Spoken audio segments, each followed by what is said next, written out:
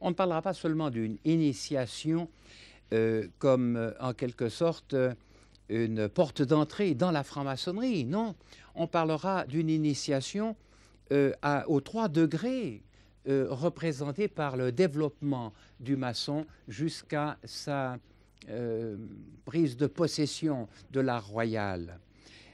Tout simplement parce qu'il s'agit en fait, et chacun est appelé à vivre ceci réellement étape par étape, degré par degré, il s'agit du passage d'une autorité à une autre. Il s'agit d'une métamorphose. On peut désigner la question sous cette forme, vous voyez. Vous avez une première autorité que nous délaissons, c'est l'autorité qui gouverne les morts, l'autorité des autres. Attention, ça va jusqu'à récuser les prétendues religions révélées, car il s'agit là d'une autorité des autres. Nous sommes faits pour nous laisser enseigner par l'univers et non point par des gens qui ne l'ont point compris, ou même par des gens qui l'auraient compris. Il s'agit de découvrir de manière à ce que l'idée, la vérité découverte, devienne une source de vérité au-dedans de nous. Alors nous passons de l'autorité des autres, qui était la mort du mental, la mort psychique, la mort essentielle, à l'autorité, ici, chez l'apprenti, à l'autorité de l'ego. Autrement dit, on redevient enfant. Le moi nous conduit, mais il nous conduit aussi à voir clair. Il ne paralyse pas la recherche, l'ego. Il la limite. C'est l'animal. L'animal qui, comme nous, regarde l'univers, mais ne le voit pas parce qu'il sert ses intérêts. Mais en attendant, il regarde, alors que celui-ci est un aveugle. Et de l'autorité de l'ego, nous passons au stade du compagnon, à l'autorité des faits. C'est quelque chose d'absolument essentiel. Voici l'apprenti, premier degré de lumière. Voici le compagnon, deuxième degré de lumière. Et voici, grâce à cette oreille nouvelle, les faits parlent, mais ils parlent par les yeux qui observent. Eh bien, grâce à cette autorité nouvelle, grâce à ce désintéressement à l'égard de nos désirs personnels et à plus forte raison collectifs, l'individu devient capable de percevoir les vérités venant du tout, c'est-à-dire l'autorité du donné universel, l'autorité du tout. Vous avez ici l'ego aveuglant, je pourrais vous l'ajouter ici, peu importe tous ces textes, voyez-vous, ce qui compte, c'est de retenir ce terme, l'ego magnifié par le monde, par la société, ceux qui veulent être grands, et puis les serviteurs des grands et tout, l'ego magnifié, c'est-à-dire aveuglant. Ici, l'ego redevenu celui du solitaire, mais il est perturbateur, il est source de subjectivité. L'œil est perturbé par une paille, ici c'était une poutre qui l'aveuglait totalement. Ici, vous avez l'objectivité, l'ego tenu en respect, c'est l'équerre. Et enfin, le fameux cercueil, l'ego tué, car il était notre cercueil. Nous sortons du cercueil à ce moment-là, en tuant, jetant dehors ce moi qui était tenu en respect, mais qui avait eu l'autorité jusqu'ici. Vous voyez? Eh bien, chaque degré représente une initiation, une entrée dans une manière nouvelle de percevoir le donné universel, de nous comporter intérieurement. Je pense que la question méritait d'être soulevée pour que nous comprenions qu'il s'agit réellement d'une construction, comme le symbole du temple l'indique si bien. Passons maintenant à la représentation de tout ceci par analogie avec la différence de fonction des 2 hémisphères du cerveau. Il y a quelques 10 ans, les spécialistes du cerveau, en l'occurrence un Américain dénommé Sperry, qui a reçu il y a 2 ans le prix Nobel, opérait 2 épileptiques qui passaient d'une crise dans l'autre. On sait que l'épilepsie provient d'une perturbation de la communication entre les 2 hémisphères du cerveau. Alors Sperry pour sauver ces hommes qui passaient d'une crise dans l'autre, qui n'étaient plus du tout au niveau humain, eh bien, il a décidé cette opération, il a partagé, coupé les filaments qui lient les 2 hémisphères, et surtout, il a coupé en 2 la base qui relie ces 2 hémisphères qu'on appelle le corps calleux. Et immédiatement, ces deux hommes ont perdu leur crise, mais alors ils se sont avérés justement incapables, ne bénéficiant plus de l'hémisphère droit, incapables de se conduire eux-mêmes. Ils étaient capables de parler, de calculer, ils avaient la logique, mais ils ne pouvaient plus se situer dans l'espace, dans leur propre appartement. Il leur manquait la possibilité justement de l'envol spatial, de l'observation par en haut. C'était l'hémisphère droit qui venait de se découvrir à ces spécialistes. Les informations non verbales, les processus vidéospatiaux, ici, vous voyez, c'est très important, information non verbale, c'est-à-dire qui ne passe pas par le creux de l'oreille, voir et par là même écouter avec les yeux, alors qu'ici, nous sommes devant l'hémisphère du concret, l'hémisphère de tous les jours. Alors, le professeur Bader de l'Université de Lausanne, déjà avant ses découvertes, il est psychiatre, avait comparé un certain lieu dans notre personne. Maintenant, il déclare sans embâche que ce lieu, évidemment, représente l'hémisphère droit, eh bien, qu'il y avait dans notre personne un lieu privilégié, un jardin enchanté, enchanteur, et il disait qu'il convenait justement de pouvoir se délester au point d'entrer et de sortir par rapport à ce jardin pour en recevoir les fleurs. Il disait que c'est là l'équilibre par excellence, que ces entrées et sortir, que c'est là la source de la joie de vivre. Un autre psychiatre, professeur également à l'Université de Lausanne, mais évidemment en collaboration avec tous les autres chercheurs, a comparé par la suite l'hémisphère gauche à l'hémisphère de l'analyse, la pensée linéaire. Vous allez d'une lettre à l'autre, n'est-ce pas? Vous analysez en plan, par opposition, vous voyez, à l'hémisphère droit, qu'il a dénommé la pensée globale. Vous retrouvez cette notion d'espace dans le terme de global. Et alors, je me permets de vous le signaler parce que c'est absolument grandiose, et alors vous arrivez à situer ce que Nietzsche découvrait. Je vous rappelle que le professeur Bader a eu son idée du jardin enchanté enchanteur avant qu'on découvre la différence de fonction des deux hémisphères. Eh bien, Nietzsche l'a découvert à son tour, et on peut situer tout ce qu'il dit sous cette forme même. Il déclare qu'il y a dans sa personne comme deux animaux, deux activités, l'une qui est semblable à celle du serpent, qui va partout, c'est typiquement l'analyse, la pensée linéaire, vous voyez, par opposition à une autre partie de sa personne qui se comporte comme un aigle qui survole. Et il dit, Nietzsche, qu'à un moment donné, il a entendu un cri strident dans le ciel, il a levé les yeux et il a vu un aigle qui s'élevait en de larges cercles, emportant un serpent comme un ami autour de son cou et non pas dans ses serres. Et voilà la représentation de ce que Nietzsche a conçu comme l'union créatrice de l'inconscient informateur et du conscient. Exactement ce que la franc-maçonnerie appellera ici le terminal, l'union, le conscient qui vit dans le Fils du cosmos, dans l'inconscient créateur. C'est exactement la pensée de Nietzsche. J'ai trouvé qu'il valait la peine de vous signaler la chose en passant. Mais maintenant, nous allons appliquer ceci à la franc-maçonnerie, c'est-à-dire passer de cela à ce que nous avons déjà vu en la matière. La franc-maçonnerie désigne l'hémisphère, disons, la partie de notre être qui se comporte de manière créatrice, désigne cette partie comme, c'est l'inconscient donc, comme le fils de l'univers, vous voyez. Eh bien, c'est typiquement cette partie-là, le survol, n'est-ce pas, dont Nietzsche parlait. Et alors, celui qui n'a pas pu ouvrir la porte, Bader déclare que la plupart de nos contemporains n'entrent dans le jardin que lorsqu'ils s'endorment. C'est un drame, et quel drame! Eh bien, ceux qui n'ouvrent pas la porte sont qualifiés par les francs-maçons, sont qualifiés de profanes. Ils ont profané le sacré qui est là. Au lieu de lui donner voix au chapitre, ils l'écrasent, ils l'étouffent dans leur personne. Ils ont fermé la barrière. Alors, au fond, tout l'éveil maçonnique, si vous voulez, l'initiation aux 3 degrés, va consister, pour reprendre l'image Bader, à ouvrir la porte, à permettre l'osmose en question. Et cette osmose est assimilée par eux à un travail. Voici, en relation avec le jardin Bader, le fils représenté par une fleur, n'est-ce pas, une source de fleurs, plus exactement, n'est-ce pas? Nous avons la correspondance ici même.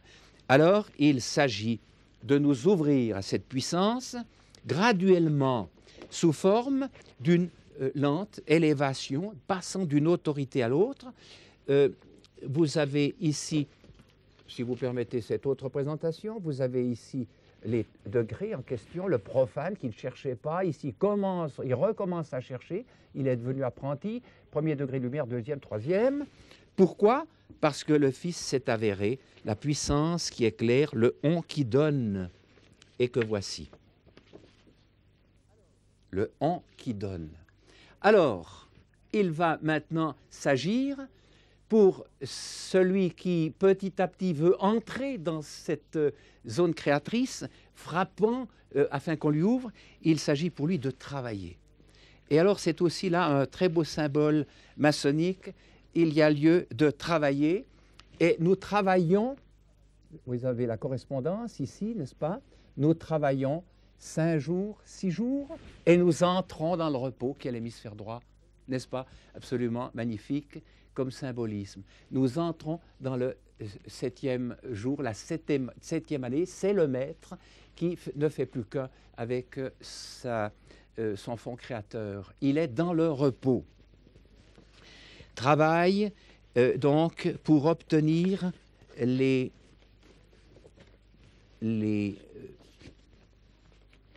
lumières en provenance d'un tiers qui nous habite et dont nous avons un besoin éminent pour nous éclairer. Or, ce travail a pour effet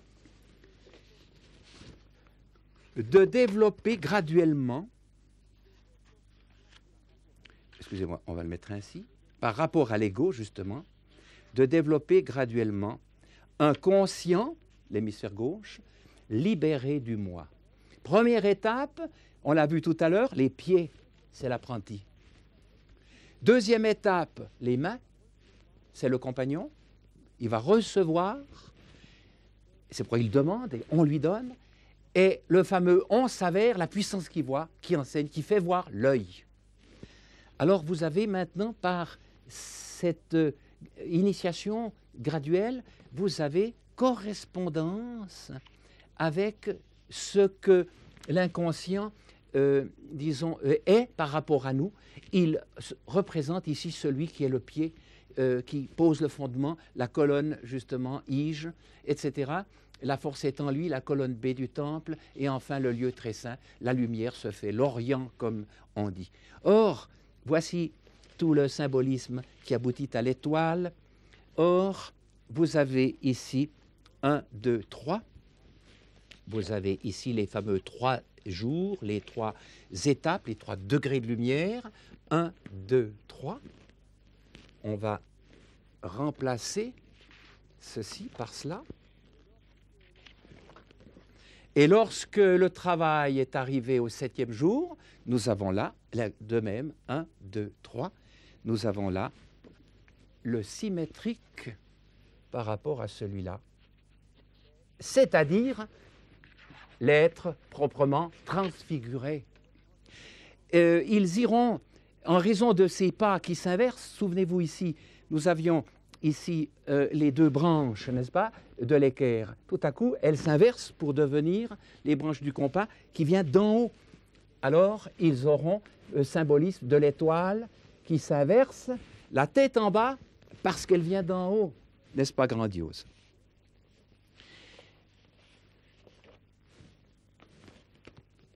On peut ajouter à ce que nous venons de voir également ces indications. Vous voyez, vous avez ici les 3 premiers jours, les 3 premières années, si vous voulez, de travail de l'apprenti qui représente l'entrée dans le temple, le porche. Ici, vous aviez le dehors, dans les ténèbres du dehors par rapport à la puissance qui éclaire.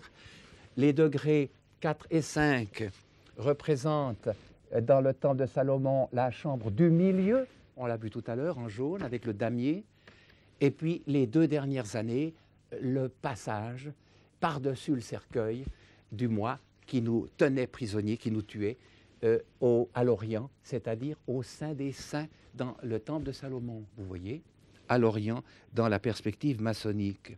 Cela est tout simplement illustrer par ces quelques mots. Voici les 3 marches, en quelque sorte. Vous pouvez reprendre ceci. La première marche, en quelque sorte, est celle qui vous introduit dans le phénomène vivant, c'est le porche. La deuxième, c'est la chambre du milieu. Et la troisième, c'est l'Orient. Vous pouvez les mettre bout à bout, vous pouvez les mettre l'un sur l'autre, ou bien, comme je l'ai fait là, les situer de telle façon que cela vous rappelle qu'il y a un travail, qu'il y a un chercher et vous trouvez, un demander, on vous donne, un frapper et on vous ouvre, vous voyez. Eh bien, chaque maçon est appelé à découvrir ceci par réflexion personnelle, et c'est ce qui se passe lors de ce qu'ils appellent les tenues. Lorsqu'ils sont dans le temple, eh bien, ils se présentent en quelque sorte comme une sorte de liturgie qui rappelle des symboles, et par ce rappel, il est amené, chacun en particulier, est amené à voir plus clairement le lieu où il se trouve et les exigences de la vie à ce niveau-là.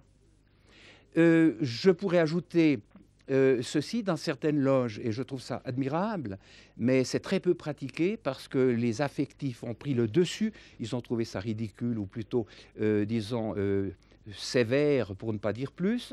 Eh bien, en France, dans certaines loges, l'apprenti qui vient de naître n'a pas le droit de parler.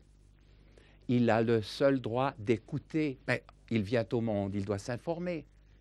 Pendant son année de noviciat, il n'a pas le droit d'ouvrir la bouche. Le compagnon qui n'a pas ouvert la bouche, qui s'est informé, a maintenant des questions à poser, il a le droit d'interroger. Et seul le maître qui a passé par là a le droit de parler, car ce qu'il exprime est le langage des faits. C'est l'univers qui parle par son intermédiaire. Il est envoyé d'en haut.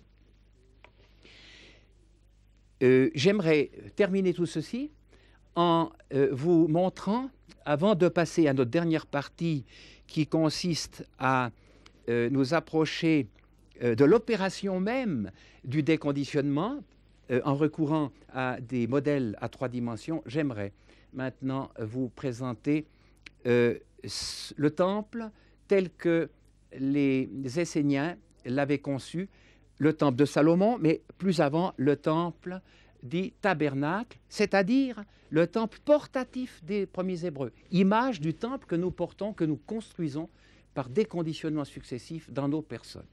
J'enlève tout ceci, puisque c'était une parenthèse pour, au fond, rendre ces notions plus parlantes à votre endroit.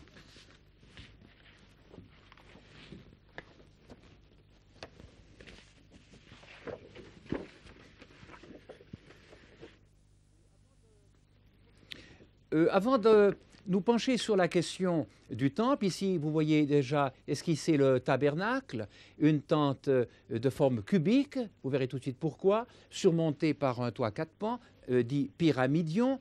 J'aimerais, au fond, vous donner un symbole très particulier des maçons qui n'est pas toujours compris par eux-mêmes et qui pourtant est magnifique.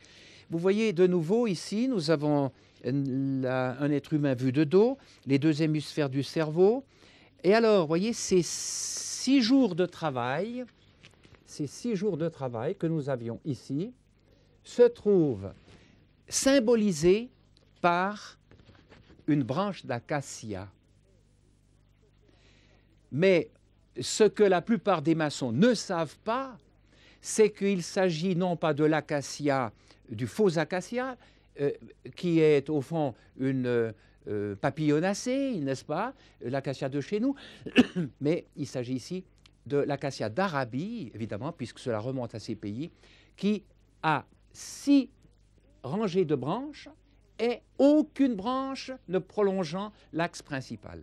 Si bien qu'il y a comme un saut qui s'opère après le 6e jour, un saut dans la fleur de l'acacia, et je trouve ça très beau. Voilà pourquoi toute l'action maçonnique se trouve symbolisée par cette branche d'acacia. Le 7e jour, celui du repos, est celui de la pleine lumière ou de la production de la lumière, telle que l'acacia, après avoir élaboré tout ceci, le produit sous forme de ses fleurs à lui. Il s'agit ici d'une mimosacée et non pas d'une papillonacée qui a donc des fleurs comme les pois de senteur, n'est-ce pas? Alors qu'ici, on a des sphères, des boules de lumière qui se produisent. 7e et dernier jour, mais dernier et éternel, dernier jour éternel du maçon. Le temple auquel les maçons se réfèrent, on entend dire parfois que la maçonnerie remonte aux constructeurs de cathédrales, mais non, mais non. La maçonnerie remonte à tous ces symboles qui sont justement d'origine essénienne, d'origine juive, mais rectifiés par les Esséniens. Et alors évidemment, cette maçonnerie dite spéculative, il s'agissait de construire un temple nouveau, esprit cette fois-ci dans nos personnes, les temples extérieurs et le Dieu extérieur étant révolu, celui des croyants si vous voulez, eh bien, cette maçonnerie dite spéculative a été naturellement, a intéressé les constructeurs de cathédrales qui l'ont pratiquée. On les appelle les maçons opératifs parce qu'ils travaillaient maçonniquement, donc dans la matière, mais ils travaillaient psychiquement sous cet angle-là de la maçonnerie dite spéculative. Alors, remontons au temple de Salomon qui se présentait de cette façon. Voici tout d'abord, disons, le voici en plan.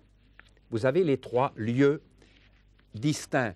Ici, 10 marches qui évidemment symbolisaient les commandements de Moïse. Je puise ceci dans le livre, disons, très crédible de Korsband sur justement l'archéologie biblique. Ici, la colonne Ige, celle de l'apprenti, ici la colonne B du compagnon. Ces 2 colonnes ne soutenaient rien, elles symbolisaient une porte. C'est extrêmement intéressant. Il y avait là tout un symbolisme dans le temple historique de Salomon. Puis une pièce de 5 mètres de long, il a 10 mètres de large, 5 mètres de long, la moitié de 10 donc. Une autre pièce, le lieu saint ou chambre du milieu, comme le disaient les maçons, qui avait 20 mètres, avec chez les maçons ici le pavé mosaïque.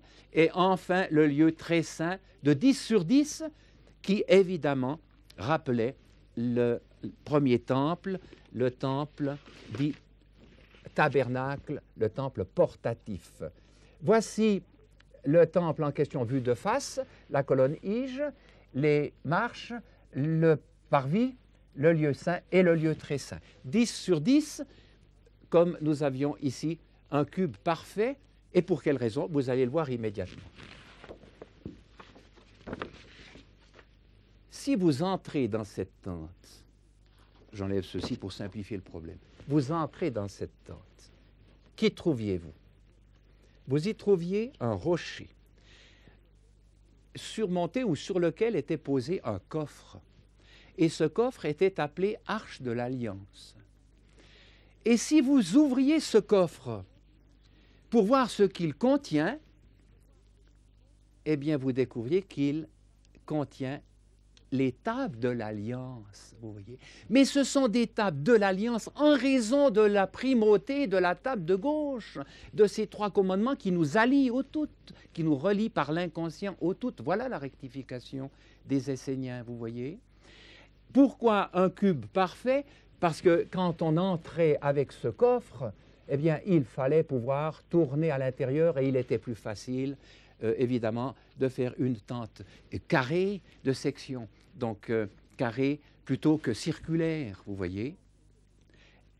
Or, qu'est-ce que vous constatez? Le rocher, c'est la colonne Ige du temps de Salomon. Le Jacquin, il a fondé. Eh bien, c'est l'apprenti qui pose le fond. Le coffre qui contient, mais ce sont les mains qui vont recevoir la lumière. C'est le coffre, c'est le 2e stade de la construction, c'est le compagnon qui fait le coffre, qui par l'équerre construit les murs. Et enfin,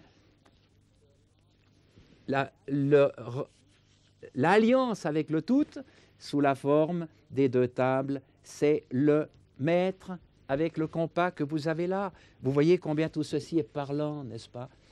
Alors maintenant, il nous reste simplement à voir comment construire ce temple. Je l'ai dit, il s'agit d'une construction de tailleurs de pierre. C'est pourquoi ils ont un tablier. Il n'est pas question d'une truelle là-dedans. Et heureusement, la plupart des livres qui ont trait à la maçonnerie, d'ailleurs, n'hésitent pas à dire que la truelle n'était pas à l'origine. Elle a été introduite par la suite par des hommes qui n'avaient pas compris ce qu'était la maçonnerie. Alors ils sont venus dire que par la truelle, eh bien, nous mettons entre les maçons le ciment qui va les unir sous forme de la tolérance. Tout ceci, c'est de la spéculation. C'est totalement dehors de l'origine et c'est regrettable. Il n'est pas question de truelle, il est question de taillage. Alors voici, l'homme est considéré, pour que nous comprenions la part qui lui revient dans l'édification de ce temple, qui, nous allons le voir dans les modèles à 3 dimensions, qui au fond se construit par l'inconscient. Eh bien, le conscient est appelé à contribuer et sous cette forme. Nous sommes assimilés à une pierre. Vous avez vu tout à l'heure que notre temple, qui contenait ici tout ceci, était assimilé à une pierre qui contient quelque chose. C'est le vous capable de trouver. Et puis ce vous est déjà virtuellement un on qui va donner. Ça sera l'étape du compagnon. Un on vous donne. Au niveau du compagnon, quand l'apprenti passe ce stade-là, eh bien, on fait voir au compagnon une étoile qui flamboie. Pour qu'il comprenne qu'elle habite, cette étoile. Et il va devoir enfanter comme maître, il va devoir enfanter cette étoile. Tous ces termes, vous les retrouvez chez Nietzsche. Et voici le maître, il est tout blanc. Et cette étoile qui désignait son centre, il l'élève au-dessus de sa personne. Ce fils, cette émanation de l'homme, fils de l'homme, s'avère ici fils de Dieu. Vous avez maintenant l'étoile inversée qui correspond au compas qui vient d'en haut avec ses 2 branches. Et désormais, l'homme en question est relié au tout. Ce n'est plus lui qui parle, c'est pourquoi il a le droit de parler. C'est l'univers qui s'exprime par lui. Vous voyez, c'est grandiose. Alors voici notre contribution. Nous sommes assimilés à une pierre brute. La voici. Je vais tout de même ne pas recouvrir ceci. Voilà. Nous sommes une pierre brute. Lorsque cette pierre se présente de manière brute ainsi, eh bien, elle est dans l'impossibilité d'émettre sa lumière. Pourquoi? Parce qu'elle est insérée de toutes parts. Alors, l'intérieur est considéré comme tué, c'est-à-dire comme mort. C'est le profane. Vous voyez. Il a profané le sacré, la possibilité de voir clair. Il l'a profané dans le cadre de ses intérêts. Alors, le premier état consiste à enlever, à poser le fond, le rocher, à enlever la base. Alors, vous retrouvez, je regrette au fond de n'avoir pas tout à fait le parallélisme, mais peu importe, vous ferez la relation. Vous avez ici le premier état. Il a enlevé la base qui l'empêchait d'être stable, de construire quoi que ce soit. Et ce qu'il a enlevé, cette partie-là, c'est le sociocentrisme. Il enlève cette base et il y a encore tout ceci enlevé. Le voici apprenti. Il va passer maintenant compagnon. Il enlève les 2 côtés ici. Il construit les murs en les enlevant. C'est l'égocentrisme. Il enlève ceci, il a construit les murs, et maintenant il va permettre à cette puissance qu'il habite de prendre la place de l'ego qui tuait. Il enlève ceci, et le voici devenu, par ablation de ce faux maître, de cette fausse autorité, le voici devenu étoile, venu d'en haut, étoile qui l'enseigne, vous voyez, comme on l'a vu ici même. J'aimerais terminer en vous signalant encore ce dernier fait. Il y a divers signes. Le maçon déclare ceci, qu'il commence, voyez, par enlever la peau. La peau, c'est l'extérieur. Il enlève la peau. puis ensuite il enlève la chair, ensuite la chair quitte les os, il ne reste plus que les os, et les os se trouvent vivifiés par la puissance du cosmos. C'est la fameuse vision d'Ézéchiel, les ossements desséchés, rendus à la vie par l'esprit du cosmos. Voilà, j'ai terminé, nous allons passer à la dernière partie de notre exposé sous la forme des représentations à 3 dimensions. On dira aussi qu'il enlève sa gorge, il se tranche la gorge, il s'arrache le cœur, la passion qui aveuglait, et ici, il coupe son corps en 2 pour ne laisser subsister que la partie d'en haut, c'est-à-dire l'inconscient créateur.